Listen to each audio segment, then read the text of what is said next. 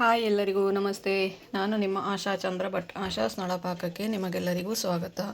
ಇವತ್ತು ನಾವು ಬಿಳಿ ಹಾಗಲವನ್ನು ಉಪಯೋಗಿಸಿಕೊಂಡು ಒಂದು ರುಚಿಯಾದ 2-3 ದಿವಸ ಇಡುವಂತಹ ಒಂದು ಗೊಜ್ಜನ್ನು ಹೇಗೆ ಮಾಡೋದು ಅಂತ ಹೇಳೋದನ್ನು ತೋರಿಸ್ಕೊಡ್ತಾ ಇದ್ದೇವೆ. ಬನ್ನಿ ಸ್ನೇಹಿತರೆ, ಈಗ ಹಾಗಲಕಾಯಿ ಗೊಜ್ಜು ಹೇಗೆ ಮಾಡೋದು ಅಂತ ಹೇಳೋದನ್ನು ನೋಡುವ.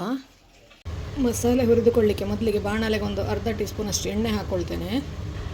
1 ಟೇಬಲ್ ಸ್ಪೂನಷ್ಟು ಕೊಬ್ಬರಿ ಚೂರು, 5 ಬ್ಯಾಡಗಿ ಮೆಣಸು. ಖಾರಕ್ಕೆ ನಿಮಗೆ ಜಾಸ್ತಿ ಬೇಕು ಅಂತಾದರೆ ಜಾಸ್ತಿ ಹಾಕ್ಕೊಳ್ಬೋದು. ಇದರ ಜೊತೆಗೇ ಕರಿಬೇವು 1-2 ದಂಡಿನಷ್ಟು ಹಾಕ್ಕೊಳ್ತಾ ಇದ್ದೇನೆ. 10 ಎಸಳಿನಷ್ಟು ಬೆಳ್ಳುಳ್ಳಿ ಕೂಡ ಹಾಕ್ಕೊಳ್ತಾ ಇದ್ದೇನೆ. ಬೆಳ್ಳುಳ್ಳಿ ಇಲ್ಲಿ ಆಪ್ಷನಲ್ಲು, ನಮ್ಮಲ್ಲಿ ಎಲ್ಲರಿಗೂ ಕೂಡ ಇಷ್ಟ, ಹಾಗಾಗಿ ನಾನು ಬೆಳ್ಳುಳ್ಳಿ ಎಲ್ಲ ಅಡುಗೆಯಲ್ಲಿ ಕೂಡ ಉಪಯೋಗಿಸ್ಕೊಳ್ತೇನೆ. ಬೆಳ್ಳುಳ್ಳಿ ಇಷ್ಟ ಇಲ್ಲದವರು ಅದನ್ನು ಸ್ಕಿಪ್ ಮಾಡಿಕೊಳ್ಬೋದು. ಇದನ್ನು ಈಗ 1-2 ನಿಮಿಷ ಸಣ್ಣ ಉರಿಯಲ್ಲಿ ಬಾಡಿಸಿಕೊಳ್ಳುವ.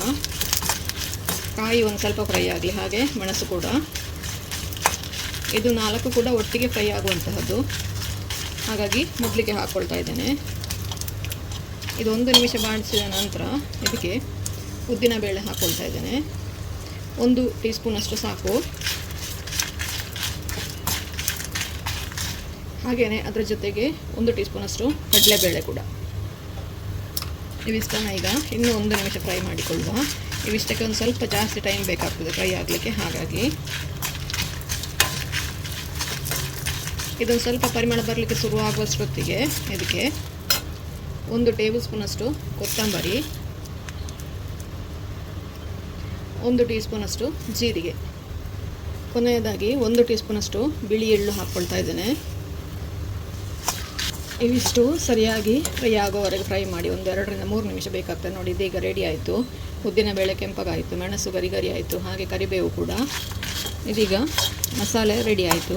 ಇದೀಗ ಪೂರ್ತಿಯಾಗಿ ತಣ್ಣಗಾದ ನಂತರ ಇದನ್ನು ಪುಡಿ ಮಾಡಿಕೊಳ್ಳುವ. ಪುಡಿ ಮಾಡಲಿಕ್ಕೆ ನಿಮಗೆ ಕಷ್ಟ ಆಗ್ತದೆ ಅಂತಾದರೆ ಒಂದು ಸ್ವಲ್ಪ ನೀರು ಹಾಕಿ ಕೂಡ ಇದನ್ನು ಗ್ರೈಂಡ್ ಮಾಡಿಕೊಳ್ಬೋದು. ಯಾಕೆಂದರೆ ನಾವು ಗೊಜ್ಜು ಮಾಡ್ತಾ ಇರೋದು, ಪಲ್ಯ ಮಾಡೋದಾದರೆ ಡ್ರೈ ಹುಡಿ ಮಾಡಿಕೊಳ್ಳಿ, ಗೊಜ್ಜು ಮಾಡೋದಾದರೆ ಒಂದು ಸ್ವಲ್ಪ ನೀರು ಹಾಕಿ ಅದನ್ನು ಗ್ರೈಂಡ್ ಮಾಡಿಕೊಳ್ಬೋದು, ನುಣ್ಣಗೆ ಪೇಸ್ಟ್ ಮಾಡಿಕೊಳ್ಬೋದು.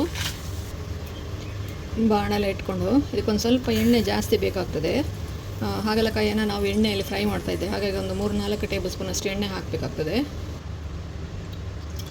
ಸಾಸಿವೆ 1 ಟೀ ಸ್ಪೂನಷ್ಟು, ಕರಿಬೇವು,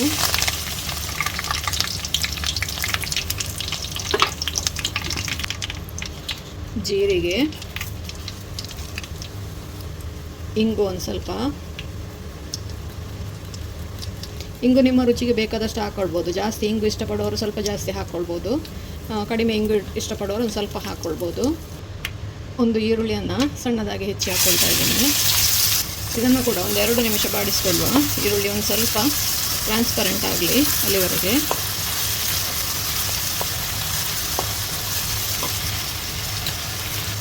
ಇದು ನೋಡಿ, ಈಗ ಇಷ್ಟಾಗುವಾಗ ಇದಕ್ಕೆ ಹಾಗಲಕಾಯಿಯನ್ನು ನೋಡಿ ಈ ಥರ ಸಣ್ಣದಾಗಿ ಹೆಚ್ಚಿಟ್ಕೊಂಡಿದ್ದೀನಿ. ದುಂಡಗೆ ಬೇಕಾದವರು ದುಂಡಗೆ ಹೆಚ್ಚಿಟ್ಕೊಳ್ಬೋದು, ಬೀಜ ಇಷ್ಟಪಡೋರು ಬೀಜ ಕೂಡ ಹಾಕ್ಕೊಳ್ಬೋದು. ನಾನು ಬೀಜ ತೆಗೆದು ಸಣ್ಣದಾಗಿ ಹೆಚ್ಚಿಟ್ಕೊಂಡಿದ್ದೇನೆ. ಇದನ್ನು ಸಣ್ಣ ಉರಿಯಲ್ಲಿ ಈಗ 3-4 ನಿಮಿಷ ಬಾಡಿಸ್ಕೊಳ್ಬೇಕು ನಾವು. ಆಮೇಲೆ ನೀರು ಹಾಕಿ ಬೇಯಿಸ್ಕೊಳ್ಳುವ. ಇದು ಹೀಗೆ ಮಾಡೋ ಉದ್ದೇಶ ಅಂದರೆ ಅದರಲ್ಲಿರುವ ಕಹಿ ಅಂಶ ಹೋಗಲಿಕ್ಕೆ ನಾನಿಲ್ಲಿ ಇದನ್ನು ಉಪ್ಪು ನೀರಲ್ಲಿ ಆಗಲಿ ಅರಿಶಿನ ನೀರಲ್ಲಿ ಆಗಲಿ ಏನೂ ಹಾಕಿ ಇಟ್ಕೊಳ್ಳಿಲ್ಲ, ಡೈರೆಕ್ಟಾಗಿಯೇ ಕಟ್ ಮಾಡಿ ಹಾಕ್ಕೊಳ್ತಾ ಇದ್ದೇನೆ. ಹಾಗಲಕಾಯಿ ತುಂಬ ಒಳ್ಳೆಯದು ಆರೋಗ್ಯಕ್ಕೆ. ಡಯಾಬಿಟಿಸ್ ಪೇಷಂಟ್ಗಳಿಗಂತೂ ಹೇಳಿ ಮಾಡಿಸಿದ ಒಂದು ತರಕಾರಿ ಇದು. ಇದರ ಜ್ಯೂಸ್ ಕುಡಿಬೋದು, ಹಾಗೆಯೇ ಡೈಲಿ ಇದನ್ನು ಪಲ್ಯ ಮಾಡಿ ತಿನ್ಬೋದು. ಮಜ್ಜಿಗೆ ಹುಳಿ, ಸಾಂಬಾರು, ಮೆಣಸ್ಕಾಯಿ, ನಮಗೆ ಹೇಗೆ ಸಾಧ್ಯವೋ ಹಾಗೆ ಇದನ್ನು ಉಪಯೋಗಿಸ್ಕೊಳ್ಬೋದು. ನನ್ನ ಅಮ್ಮ ಇರುವಾಗ ಹಾಗಲಕಾಯಿನ ಹಾಗೆಯೇ ತಿಂತಾಯಿದ್ರು, ಅವ್ರಿಗೆ ತುಂಬ ಇಷ್ಟ ಇರ್ತಿತ್ತು. ಹಾಗೆಯೇ ನಮ್ಮಲ್ಲೊಂದು ಗಾದೆ ಕೂಡ ಇದೆ, ಕಂಚಲೆಚ್ಚಂದ ಎಂಚಲವು ನೋಲಿ ಅಂತೇಳಿ. ಕಂಚಲ ಅಂದರೆ ಹಾಗಲಕಾಯಿ. ಹಾಗಲಕಾಯಿ ಅಂದರೆ ಹೇಗೆ ಕೂಡ ಊಟ ಮಾಡ್ಬೋದು. ಒಂದು ಗಂಜಿ 1 ಬಟ್ಲು ಹಾಕ್ಕೊಂಡ್ರೆ 1-2 ಸ್ಪೂನ್ ಹಾಗಲಕಾಯಿ ಪಲ್ಯ ಅಥವಾ ಹಾಗಲಕಾಯಿದು ಏನೇ ಐಟಮ್ ಹಾಕ್ಕೊಂಡ್ರು ಊಟ ಮುಗಿಸ್ಬೋದು. ಯಾಕೆಂದರೆ ಹಾಗಲಕಾಯಿ ಒಂದು ಪದಾರ್ಥ ಮಾಡಬೇಕು ಅಂತಾದರೆ ಅದಕ್ಕೆ ಅಷ್ಟು ಹುಳಿ, ಖಾರ, ಉಪ್ಪು ಎಲ್ಲ ಇರ್ತದೆ ಅದರಲ್ಲಿ. ಹಾಗಾಗಿ ಆದರೆ ಹೆಚ್ಚಿನವರಿಗೆ ಹಾಗಲಕಾಯಿ ಇಷ್ಟ ಇರೋದಿಲ್ಲ. ಆದರೆ ಇದರಷ್ಟು ಒಳ್ಳೆಯ ಆರೋಗ್ಯಕ್ಕೆ ಬೆನಿಫಿಟ್ ಇರುವಂತಹ ತರಕಾರಿ ಇಲ್ಲ ಬೇರೆ. ಇದು ನೋಡಿ, ಈಗ ಫ್ರೈ ಆಗಿ ಕಲರ್ ಚೇಂಜ್ ಆಯಿತು. ಇದಕ್ಕೀಗ ಒಂದು ಸ್ವಲ್ಪ ಅರಶಿನ ಹಾಕ್ಕೊಳ್ತಾ ಇದ್ದೇನೆ.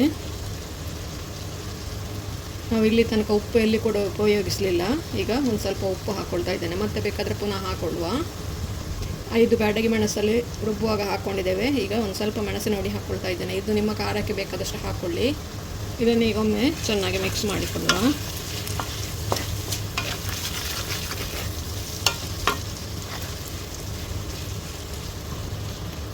ಈಗ ಇದಕ್ಕೆ ಮಾಡಿಟ್ಕೊಂಡಂತಹ ಹುಣಸೆ ಹಣ್ಣಿನ ಪೇಸ್ಟ್ ಹಾಕ್ಕೊಳ್ತಾ ಇದ್ದೇನೆ. 1 ಟೀ ಸ್ಪೂನಷ್ಟು ಬೆಲ್ಲದ ಹುಡಿ ಹಾಕ್ಕೊಳ್ತಾ ಇದ್ದೇನೆ. ಇದು ಆಪ್ಷನಲ್ಲು, ಸಿಹಿ ಬೇಡ ಅಂತ ಇಲ್ಲದವರು ಹಾಕ್ಕೊಳ್ಬೇಕು ಅಂತಿಲ್ಲ, ಆದರೆ ಬೆಲ್ಲ ಹಾಕಿದ್ರೇ ಅದಕ್ಕೊಂದು ರುಚಿ ಇರ್ತದೆ. ಹಾಗಾಗಿ ಇದನ್ನು ಕೂಡ ಚೆನ್ನಾಗಿ ಮಿಕ್ಸ್ ಮಾಡಿಕೊಳ್ಳುವ.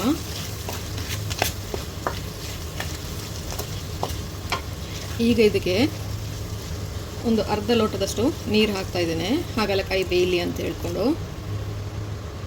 ಇನ್ನೀಗ ಇದನ್ನು ಇಷ್ಟರವರೆಗೆ ನಾನು ಸಣ್ಣ ಉರಿಯಲ್ಲೇ ಮಾಡಿದ್ದು. ಇನ್ನೀಗ ಇದನ್ನು ದೊಡ್ಡ ಉರಿ ಮಾಡಿ ಹಾಗಲಕಾಯಿ ಸರಿಯಾಗಿ ಬೇಯುವವರೆಗೆ 1 ರಿಂದ 2 ನಿಮಿಷ ಅಥವಾ ಒಂದು ಮ್ಯಾಕ್ಸಿಮಮ್ 3 ನಿಮಿಷದವರೆಗೆ ಬೇಯಿಸಬೇಕಾಗ್ಬೋದು. ಯಾಕೆಂದರೆ ನಾವು ಆಲ್ರೆಡಿ ಇದನ್ನು ಫ್ರೈ ಮಾಡಿದ್ದೇವೆ, ಹಾಗಾಗಿ ಜಾಸ್ತಿ ಹೊತ್ತೇನೂ ಬೇಕಾಗೋದಿಲ್ಲ ಇದಕ್ಕೆ. ಇದೀಗ ಬೆಂದು ರೆಡಿ ಆಯಿತು. ಇದಕ್ಕೆ ಈಗ ಮಸಾಲೆ ಸೇರಿಸ್ಕೊಳ್ಳುವ. ನಾನು ನೋಡಿ ಈ ಥರ ನುಣ್ಣಗೆ ರುಬ್ಬಿ ಪೇಸ್ಟ್ ಮಾಡಿಕೊಂಡಿದ್ದೇನೆ.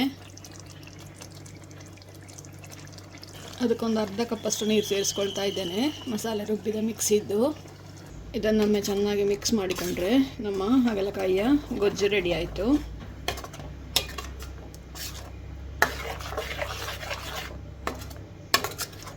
ಇದನ್ನೀಗ ಒಂದು 4 ರಿಂದ 5 ನಿಮಿಷವರೆಗೆ ಸಣ್ಣ ಉರಿಯಲ್ಲಿ ಇದನ್ನು ಕುದಿಸ್ಕೊಳ್ಬೇಕು. ಸಾಂಬಾರಿನಷ್ಟು ತೆಳ್ಳಗೆ ಕೂಡ ಇಲ್ಲ, ಪಲ್ಯದಷ್ಟು ಗಟ್ಟಿ ಕೂಡ ಇಲ್ಲ, ಅದರ ಮಧ್ಯದಲ್ಲಿ ಇರ್ತದೆ ಇದರ ಅಳತೆ. ಇದೇ ಥರ ನೀವು ಕೂಡ ಒಮ್ಮೆ ಟ್ರೈ ಮಾಡಿ ನೋಡಿ. ಈ ಥರ ಮಾಡಿದರೆ ನೋಡಿ ಅದು ಹಾಗಲಕಾಯಿ ಗೊಜ್ಜು ಅಂತಲೇ ಗೊತ್ತಾಗಲ್ಲ, ಆ ಥರ ರುಚಿ ಬರುತ್ತೆ. ಇದಕ್ಕೆ ಒಂದು ಲೈಕ್ ಕೊಟ್ಟು ಶೇರ್ ಮಾಡಿ. ನೀವಿನ್ನೂ ನಮ್ಮ ಚಾನಲನ್ನು ಸಬ್ಸ್ಕ್ರೈಬ್ ಮಾಡ್ಕೊಳ್ಳಿಲ್ಲ ಅಂತ ಸಬ್ಸ್ಕ್ರೈಬ್ ಮಾಡಿಕೊಂಡು ಪಕ್ಕದಲ್ಲೇ ಇರೋ ಬೆಲ್ ಐಕಾನನ್ನು ಒತ್ತಿ ನಮ್ಮನ್ನು ಸಪೋರ್ಟ್ ಮಾಡಿ. ಮುಂದಿನ ವೀಡಿಯೋದಲ್ಲಿ ಹೊಸ ಅಡುಗೆಯೊಂದಿಗೆ ಹೊಸ ರೆಸಿಪಿಯೊಂದಿಗೆ ಪುನಃ ನಿಮ್ಮನ್ನು ಭೇಟಿ ಆಗ್ತೇನೆ. ಧನ್ಯವಾದಗಳು.